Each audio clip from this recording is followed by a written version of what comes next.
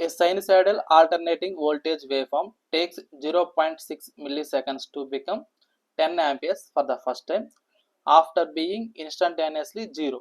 The frequency of the voltage is 50 Hz. Find the maximum value of the voltage waveform considering zero phase delay. So ఇది మనకి ఇచ్చిన question, ఓకేనా.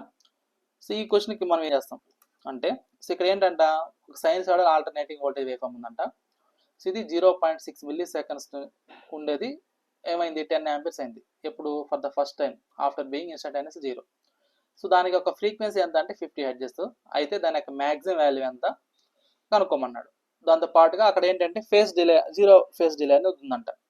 So ఇక్కడ నాకేంటంటే, so మనకు ఇక్కడ చూడండి, సో టైం ఎంత ఇచ్చాడు అంటే నాకు 0.6 మిల్లీ సెకండ్స్ ఇచ్చాడు. దాంతో పాటుగా ఇక్కడ మనం తీసుకునేది ఏం waveform, voltage waveform. So voltage waveform కాబట్టి దీన్ని ఎలా రాసుకుంటాం, so V of t equal to ఎంత ఇచ్చినాడు 10, ఇక్కడ 10 యాంపియర్స్ అని ఇచ్చాడు కాబట్టి యాజ్ టీ అట్లా తీసుకున్నాం. సో 10 యాంపియర్స్, టైం ఏమో 0.6 మిల్లీ సెకండ్స్. అదేవిధంగా ఫ్రీక్వెన్సీ, సో ఫ్రీక్వెన్సీ ఎంత ఇచ్చాడు అంటే నాకు 50 హెర్ట్జ్ ఇచ్చాడు కాబట్టి 50 హెర్ట్జ్. అయితే ఇక్కడ కనుక్కోమనేది ఏంది, instantaneous voltage waveform. So ఇక్కడ కనుక్కోమనేది ఏంది, instantaneous voltage waveform. Instantaneous voltage waveform.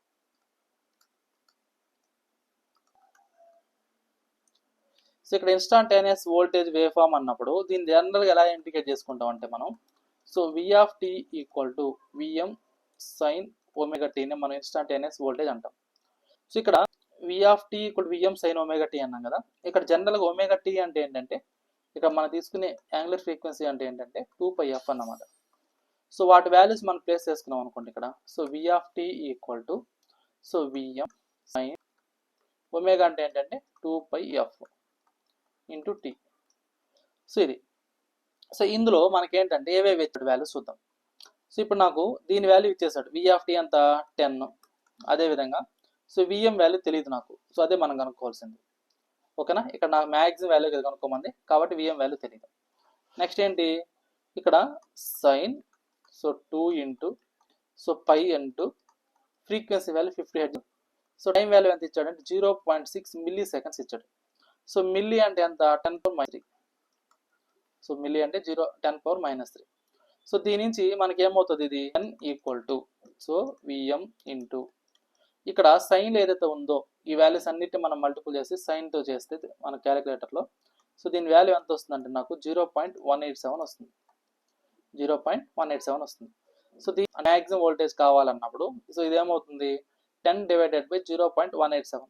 So దీన్ని సాల్వ్ చేసి నాకు ఎంత వస్తుందంటే ఇది 53.39 వోల్ట్స్ వస్తుంది. 53 వోల్ట్స్ అని వస్తుంది అన్నమాట వాల్యూ. సో ఇదే నాకేమవుతుంది, సో మనకు కావాల్సిన మ్యాక్సిమం వోల్టేజ్ వేవ్ ఫామ్ అవుతుంది. సో ఎప్పుడు జీరో ఫేస్ డిలే ఉన్నప్పుడు నాకు వచ్చే మ్యాక్సిమం వోల్టేజ్ ఎంత అంటే 53.39 వోల్ట్స్ అన్నమాట.